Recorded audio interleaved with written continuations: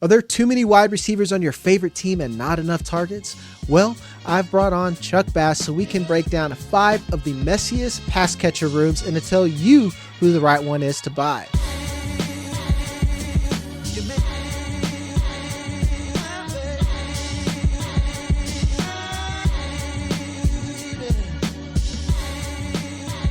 All right, Chuck, you are the resident Tampa Bay Buccaneers fan. And if there's any team that is like they didn't even need to draft Emeka Egbuka. They're like, you know what?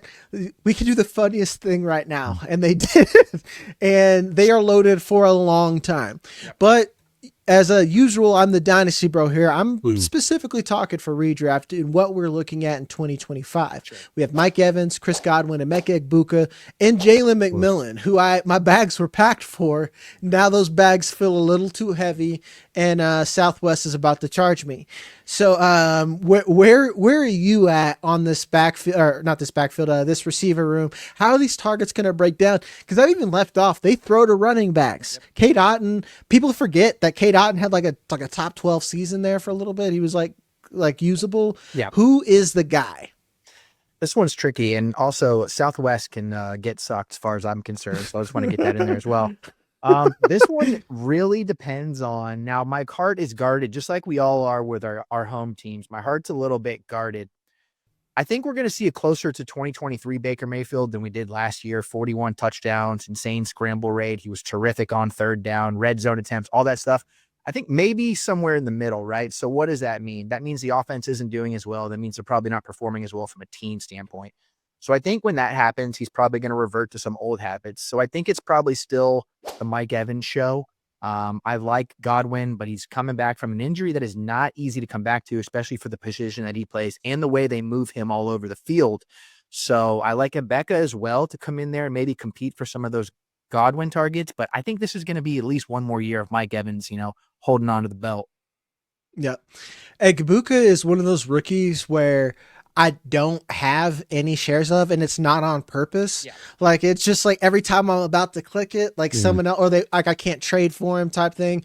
Yeah. And like, I feel like I should have, like, there's people like you shouldn't pass on Egbuka at like the 105. And like every day that seems less crazy. So sure. Like, if anything, I think at cost, he's a guy that I want. McMillan, is he like just a long-term dynasty play? We're waiting for the wheels to fall off Mike Evans or what? Because like 2025, it kind of seems washed. Yeah, it feels like whatever Trey Palmer was given this offense, maybe he can soup it up a little bit, especially with, Baker Mayfield. I mentioned his scrambling, like he's keeping plays alive and looking downfield. And you have guys like McMillan who can exceed in that. So I really love him in best ball. I'm actually surprised to see his current best ball value is actually a little higher than Egbuka. So maybe the market feels the same on that. And that's actually pretty annoying. And a thought that I'm coming to in real time right now. But I mean, they promoted Josh Grizzard from within. So the scheme will be similar. But, Cohen was really good at having the right personnel on the field at the right time. So that's something that we don't know we can count on for this year coming up. So how often is McMillan even going to see the field? Are they going to keep these 3 wide receiver sets? This is one of the best rushing attacks in the league, and it's because of the offensive line and the talent they have in Bucky Irving. So somebody's going to suffer here, and I'm a little bit afraid to guess who it's going to be. Yeah, and then you said the part I was going to bring up. It's just like Josh Grizzard, can you keep the same momentum? Because a lot of people don't realize just because you have the same ingredients, just because you have the same cookbook, doesn't mean the chef could put out the same product. So I'm curious to see how that's going to work out. And I just think like a lot of people are especially this time of year where dynasty kind of dominates the fantasy space, where we don't really think like an organization, because a lot of people are like, well, why would they take Egbuka? I was like, Tampa Bay is competitive. They think they can win. They made the playoffs. They're in one of the easiest divisions to win in football. And Mike Evans is getting old. Chris Godwin is injured. They don't want that to be a reason to stop what is working well, which has been that offense. Yeah, they try to fix their defense, but it's just like, hey, if Chris Godwin doesn't come back right away, heaven forbid he gets injured again, or Evans falls off, it's just, I'm picking up another clip, baby, and I'm ready to go. Do it. No, you're right. And you bring up the division, and this division's coming. We all expect the Panthers offense to take another step forward. The Falcons are on their way. The Saints, I mean, all they have to do is not be what they were, and they're going to be bettered by default. So the Bucs approach to 2025 was they're going to score 30 on us, but let's drop 40. And, as far as fantasy goes and, the coercion this team has, they're running everybody back. Like, I like that, and I feel good about it. It is just a little murky with the status of Godwin, the ability to incorporate Egbuka into the offense quickly, just things like that, especially when you look at like where they're going in comparison, right? So like you're looking at Godwin versus a Jameson Williams, a Jerry Jeudy, a Tet McMillan, and then you're looking at Egbuka and McMillan versus like some other guys we're going to be talking about on the 49ers offense, on the Colts offense. And it's just kind of like, who do I trust more in this situation? It will probably be the Bucs more than most of these teams. Yep, exactly. And it's like their big thing is that they needed to fix the particularly the corners. You have one of the best safety tandems in the NFL, bar none. But getting the pass rush and corners and like it and to think, let's say like those off-season moves, I don't quite remember everyone you drafted. You drafted a corner, I remember. Yeah, they went pretty defensive heavy in the mid rounds. Yeah. Now they took a bunch of guys who were injury risks, and that's why they fell. And you know what? Yeah. That's not a slam dunk in year one. So we'll end up seeing how things shake out. I'm personally a little down on the defense, but as a fantasy guy, I love that. Well, that's what I'm saying. It's just like, even if Baker takes a step backwards, then it's just like, oh, cool, more garbage time, Baker. If you really think about it, like Baker's twice the quarterback as Blake Bortles was, and I profited off Blake Bortles like 2 seasons in a row in That's fantasy. Right. Well, we all you're familiar with the Baker cycle, right? Like, like underdog plays well, overdog plays like shit. Well, we're in the overdog right now. And is he going to break the cycle, or are we getting back? We've had a lot of Baker Mayfield in our life. I still don't know what's coming. Yeah.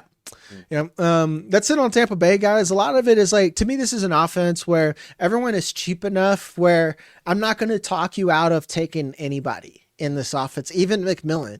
And it's like, especially in best ball, because, and one thing getting into best ball, it's made me a better fantasy player across all formats, because you're really good at rationalizing. And I'm not saying that you're playing mental gymnastics, but you're able to tell a story and scenario. Mike Evans is old. Chris Godwin getting older. It's not out of realm of possibility that they get injured. Jalen McMillan comes in and he can be a league winner at cost. Like you're drafting McMillan as like your wide receiver 6. At this point now, like if you were counting on Jalen McMillan to win you that league, you've made mistakes before you got to that point. You're thinking you've got old school brain and you need to join the rest of us in the future. Yeah. Next, we'll move on to the Chiefs. This is one where I think it's sneaky messy when you think about it. And it's one thing I like about talking about, I say series. There's not, if you have a messy quarterback room, it means you just don't want that quarterback room. If you have a messy tight end room, you just don't want that tight end room. But receivers and running backs, it helps me talk to other people to rationalize it for myself. It's like therapy here. You have Rashee Rice, Xavier Worthy, Jalen Royals. And even though he's a tight end, I should still put him on here. It's Travis Kelce. Yeah. Like you can even argue Noah Gray was like a thing. Like he was a thing. I don't need a lot of dynasty drafts without Noah Gray. He's free money right now, considering that like is Travis Kelce, he seems like he's in his playoff or excuse me, his podcast like his Paul George era now. Yeah. Like, you don't see a lot of guys play well with the McDonald's arch going on up top with the haircut. Like that typically doesn't result to good performance on the field. Looking like a 90s heartthrob on the top of Tiger Beat, dude. He's rocking. Yeah, exactly. It's like, all right, Jonathan Taylor Thomas. Yeah. Like, please. Yeah. Rashee Rice is the big one here. Really, I think in redraft, he's really easy to click. He's wide receiver 2 right now. Depending on your build, I know you're a very buff running back guy on a lot of stuff you build. Like even now, again in best ball, I've been taking those shots. Get Jahmyr Gibbs and realistically, you can get Jahmyr Gibbs and Ashton Genty sometimes on the same team if that can happen. Then you could turn around and get Rashee Rice and Devontae Adams as your wide receiver 1 and 2. Sure. That's not a bad team. I'll go to war with that team right there. But Xavier Worthy came on towards the tail end of last season. Jalen Royals is a redundant player, and it seems like the same thing where the Chiefs are like, "Hey, we're competitive. It's third, fourth round. I just want guys that kind of fill in the gaps here. And if my star player goes, I can fill him in. And then again, Travis Kelce, I don't know what he is, but he's taking up space. So yeah, he's a brand name. You know, it's like when you look, you're like, wow, Blue Bloods is still going into their 24th season. You know, it's like that kind we of got vibe. a spinoff Yeah, with Ernie Hudson. They made Black Blue Bloods. Yeah, that's how Travis Kelce is rolling. This one continues to be mind-boggling to me because it's not like Evans and Godwin where it's like, okay, I'm going to pass on Evans so I can take Godwin, or I'm going to take Evans in this tier. And then I'll take somebody else around Godwin. They're pretty much in the same space between Rice and Worthy. And I think it's an easy click for Rice. Worthy, I think, is going to have his role, but Mahomes was 1 for 11 targeting him down the field last year. And he was brought in to be the guy they target down the field last year. So I just wonder if his success or usage was more of situational and he's going to come back down a little bit. If he was going, you know, around like Jacoby Myers and Brandon Aiyuk, I'd feel better about that because I do feel like Mahomes is going to come out on a mission this year. I still think he's quarterback 1 talent-wise, maybe not fantasy-wise. So I think they're going to be better overall. But I would just much rather take Rice, who I think can outperform his ADP. I mean, I think he's a real shot to be a top 5 guy, especially going where he's going. Especially if he continues to do what he does exactly. Because I just think that like Travis Kelce, I forgot to put him on a show list, and that's a Freudian slip. That's like Travis Kelce is he is a tight end too, guys. I need you to just look at me in the camera. I'll remember to put this like Travis Kelce is a tight end too. He's a fun tight end too, but I'm not going into a draft saying like, hell yeah, Travis Kelce, like look out league, because Father Time's undefeated and I've seen white girls destroy athletes year in and year out. They leave them in their wake, man. He's the next big Travis Kelce hit is going to be whatever her next album is when they break up. Because it's not looking great. And the best thing you could do as a fantasy player is see him get 133 targets last year. Like that's going to take so many mouths away from the draft board when we can focus on other guys, maybe even one we've got coming up. Yeah, exactly. And last one on Jalen Royals, I think you're taking him with the same expectation as Jalen McMillan. Yeah. And I mean that in the Kmart sense. He's a handcuff play. If he becomes something, that's a problem for everyone else. Like we don't need that. And then I need to throw one stray at Xavier Worthy because everyone bullied me because I said, hey, I don't think Xavier Worthy's an elite target earner.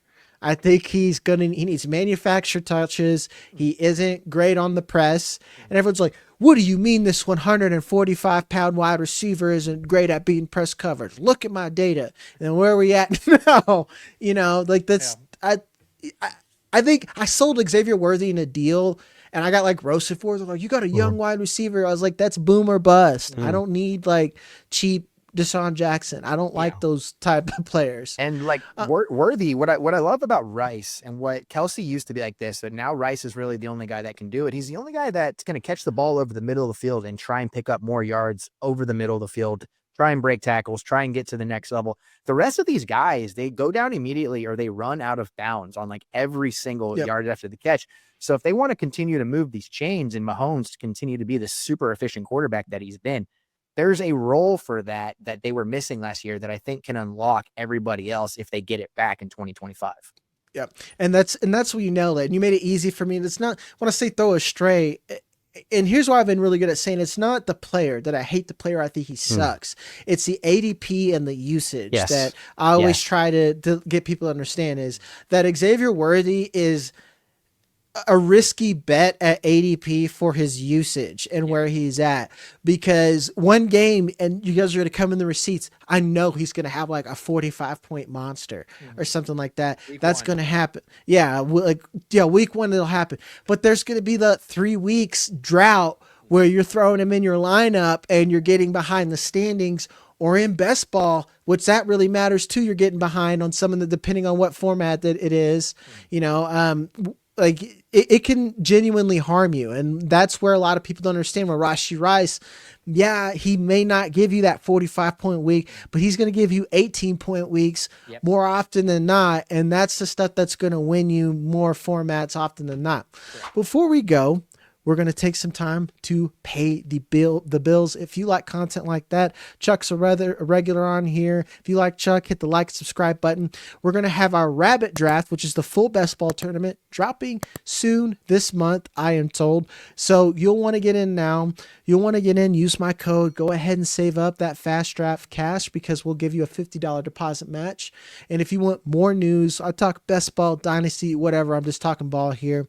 And you can hop in our Discord where I get in there sometimes. I hop in like a celebrity. I'll disappear for 2 weeks and then I'll come in and talk for an hour. That's the way it works, guys. That's show business, baby.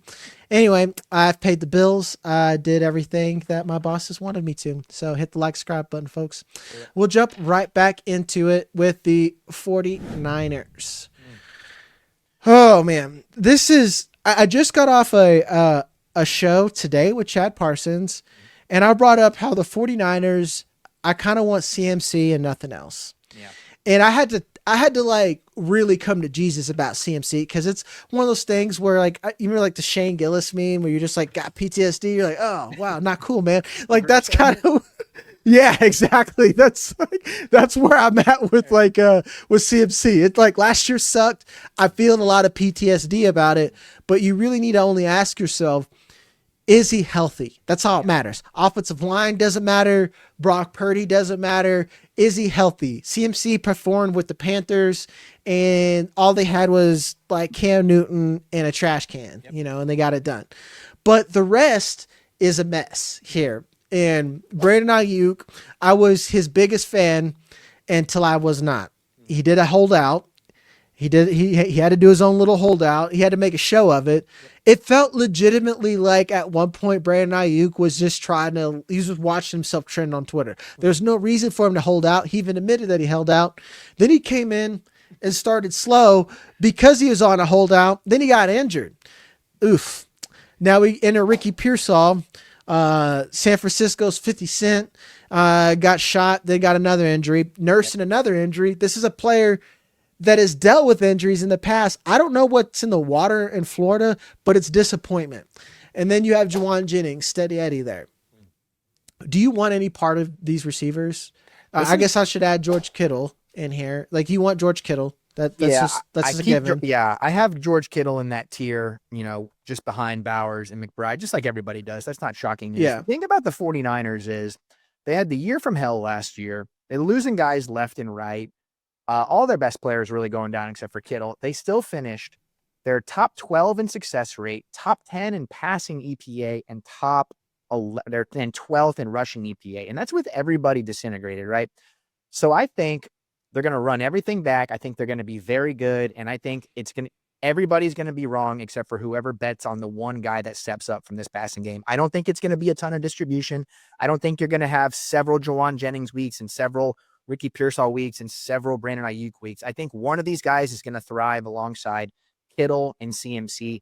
And my hope, I'm praying to God, it's Ricky Pearsall because that's where I'm betting. If I'm betting on any of these guys, I think he looked pretty good down the stretch last year. I think he does something for this passing attack that the rest of these guys can't do week to week unless Aiyuk is perfectly healthy. And I just pray it's like make it to week 1 without any lingering injuries because his ADP, wide receiver 45 right now, I like him more than Xavier Worthy, and Worthy is going almost 20 wide receivers ahead of him. Like I just feel good about the direction the overall offense is going. I just need somebody to step up. Yeah, actually stay healthy. That's what it is with Pearsall. I'm like, wow, he's such a good route runner when he's out there. It's like somebody get him some Kevlar. Make sure to drink your milk, whatever it takes to stay healthy. Yeah. But what's interesting about this team, Tampa Bay, we like them all at cost. The Chiefs, we like one of these guys. The 49ers, I just don't like one of these guys. That's like the opposite of the Chiefs. There's just one ugly duckling. I don't want Aiyuk. I don't even think Shanahan wants Aiyuk anymore because of the debacle that they had last season. I love Jauan Jennings at cost because, like you said, my bags are packed on Ricky Pearsall. Yeah. I have him as wide. I've been taking him as a wide receiver 3 in dynasty startups, Mm-hmm. depending on how that shakes out. More than happy about that. Sometimes wide receiver 4, I'm thrilled. Yeah. Jauan Jennings, he stepped up, man, last season, and he plays like he's the guy that I think if Aiyuk who again is injured, is slow, he's a guy who's going to continue to step up and who I'm going to take often. Yeah. And like you said, like Ricky Pearsall, I'm just betting on injury, man. Like just be healthy. I don't know what it takes, but when he's out there, I think he can. And Matt Harmon has said this. He's been very efficient in the slot, but he's shown that he can move all across the formation, Yeah. even if it's just been a small sample size. Yeah, In and Dynasty, go ahead. Jennings, what I like about Jennings is there's like a psychological thing, and when you get to this range of the draft where you're like, okay, if you like Matthew Golden, he's gone. You're like, okay, well, I still want a piece of this Packers offense, so let me get Jayden Reed. And if Jayden Reed's gone, you're like, okay, well, I'm pretty much out on everybody else. If Ricky Pearsall goes, I do still feel good about getting Jennings maybe a little bit later, because then after that, I don't want anybody else. Some of these guys you don't want to do that with. Like, if you look at some of the Colts players, or you look at some of the Texans players, you look at some of the Saints players, you're like, okay, that guy's gone. I'm not looking for number 2 on this team, but Jennings, yep. I'm actually okay with it, number 2. Yeah, it's like the good call out is the Texans there. And I'm not saying that I hate Jayden Higgins or anything, because I actually on that one I'm okay with him at cost, but like with the 49ers, you're playing with the same upside no matter where you're getting them on ADP. Whereas with the Texans, I'm not expecting Jayden Higgins to do Nico Collins numbers. I'm expecting Jayden Higgins to go out there and put up wide receiver 2 or 3 numbers, and I'm drafting accordingly. Yeah. So and that's where you got to think here. And you already kind of spoiled it. Our next team, the whole team is just messy, man. Like it's just a shit show. Like it's the Colts, man. Michael Pittman, Josh Downs, Alec Pierce, Tyler Warren, Adonai Mitchell. I love every single one of these players, but boy, do I hate their quarterback. It's just like, I love your Jesus. I hate your Christians. It's opposite on here. It's just like, man, these are lovely Christians, but that Jesus can't get them the ball. I don't get it. They're like, okay, if Anthony Richardson goes down, we want to continue to be bad at passing. Like, why is this more the direction they went? The 36th quarterback in EPA per play last year, and they bring in the highest paid backup in the league, the 34th ranked quarterback in the EPA per play. And you know what? That bears itself out in the cost of all the pass catchers, anywhere from wide receiver, 46 to 73. But I think these are all opportunities because, like you said, I kind of like all of these players. Yeah. Michael Pittman, everyone likes to poo-poo on. He's a good player at what he does, guys. Like he was Drake London before it was cool. Yeah. He just never got his Penix or whatever the fuck Kirk Cousins was for 3 months. Whatever Kirk Cousins was while he still had Cole's cash. But Alec Pierce, he is, dare I say it, it's gonna sound ugly. He's gonna be on the field a lot. He's on the field a lot, and I think he is a more well-rounded Xavier Worthy. I wanted to say more skilled, but I don't want to say that. But he could just take a little bit more contact than Worthy can, and they like what he does, and he's good, very good at what he does, very efficient downfield. And Mahomes last year, he kind of turned into a short passing merchant, and because that's what they needed to do, right? Well, Anthony Richardson, for all of his faults, Alec Pierce was number 1 in ADOT last year. He had the most deep targets in the league, and we know Richardson's going to continue to. I mean, if he has a good part of his passing game, it is the deep ball. So at the very least, you're getting that. It's the rest of the stuff that we're unsure of. Yeah, and that's a great point there. It's weird. Anthony Richardson has one of the worst QB, historically bad QB numbers, except for deep. He's literally the kid who could only play 4 verticals on Madden. That's it. It's 4 verticals, Hail Mary or nothing. Whoa. He can't do anything else. So Alec Pierce might be the one safest bet at cost. That's really ugly to say that. Tyler Warren, And when I see anti Tyler Warren, I've been anti 2025 Tyler Warren, where we're betting on Daniel Jones taking over, where we only have one sample size, really, of a good season of him taking over for Ty Warren to get the most. And there's other targets. We haven't even talked to Josh Downs is a very good receiver that's just rotting over there. So are you drafting Tyler Warren with hopes, or are you just kind of waiting until the Colts figure their shit out? That's a tricky part of the draft. I'm definitely waiting because I feel like either he's going to be, if he comes alive, it's going to take him a while. So I just feel so much better about, if you're doing redrafts leagues, maybe him being on the waiver wire. And then Bestball, I just don't see the pieces coming together to give him the upside that I think you're going to get with other guys going around him, like a David Njoku, like honestly, like a Tucker Kraft, or who else we got? Evan Ingram. Like, I think things can click for those guys in a way on offenses that I trust. And I think they can be top target earners. I'm just having a lot of trouble seeing that with him this year, based off what we've seen from the quarterbacks.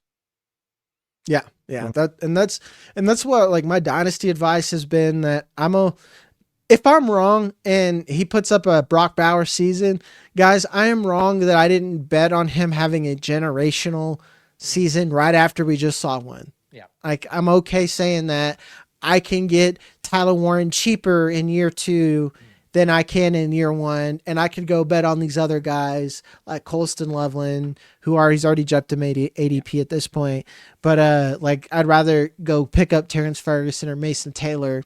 And then I literally mean this. I think Ty Warren is a good player, but I think it's just going to be a Trey McBride situation, where you're going to be buying him a lot cheaper in year 2, year 3 than you are spending that much in year 1. Yeah, I mean, you go through like all the tight ends, even Kelce. Most of these guys don't break out until their second, third, fourth year. You see it coming, but Mark Andrews didn't come alive until his second year. But you could see the breadcrumbs. I think we're just going to see breadcrumbs from Tyler Warren this year. Yeah. And again, that's just not something I'm going to bet on in year 1, because people are going to be disappointed that he didn't have Brock Bowers numbers. That's just like, we are very stupid, the human race, collectively. Like, make money though. Yeah. Individually, like, what is it? Tommy Lee Jones and Men in Black was just like, a person is smart, but people are dumb. That's great. Good shout out. Yeah, thank you. Packers are the last team that we're going to talk about. Sure. A perennially messy receiver room, because they just love getting 2s, man. I think Matthew Golden is a very good 2. My comp for him is Jordan Addison. That's something. That is a 2, man. Jordan Addison's a great 2. Yes. Jayden Reed is a great 2. Some may argue he could be a 1, but they don't want to use him like that. So all I can do is take what they give me. Romeo Doubs, the drum beat is back again this offseason. That's something. And then there's Tucker Kraft, who I like as a tight. Like Tucker Kraft is the only one that I love clicking the button of. Everyone else, I'm like, so. Yeah, I'm with you. Tucker Kraft is my most owned player on this passing offense, just because I think that I don't even think last year's really a breakout. I think he has a good path to be top 2 on the team in targets and probably lead the team in touchdowns. It's really hard to separate the Jordan Love injury aspect of last year's passing offense versus like what the production was. Injures his knee week 1 in a stupid, terrible field in Brazil. Like, how does Brazil, the soccer mecca of the world, have bad turf? I don't understand that. And then the elbow injury. So, despite all that, the passing offense still top 6 in EPA per pass. So it's like they know how to manufacture stuff there. I just think last year they were hoping that one of those other guys could have been the wide receiver 1, a Christian Watson, a Romeo Doubs, and they just couldn't take the torch. So can Golden space the field? Can we get Reed back into his role, which is like a little bit less physical Deebo Samuel role? And just, is Josh Jacobs going to get the workload that he got last year? I don't know. I just think Kraft is stable. I think that he has room to grow, and I love his ADP. Tight end 14. If you're going to take a coin flip on these guys, I could see Kelce's a coin flip at tight end 7. Ingram's a coin flip at tight end 9. Warren's a coin flip at tight end 11. Why not just take that at tight end 14 when he has the same upside? Yeah, like in dynasty startups, I was taking him as like tight end 5. because before the rookies got in there, it's just like what tight ends have a job, have had peripherals to be a good tight end.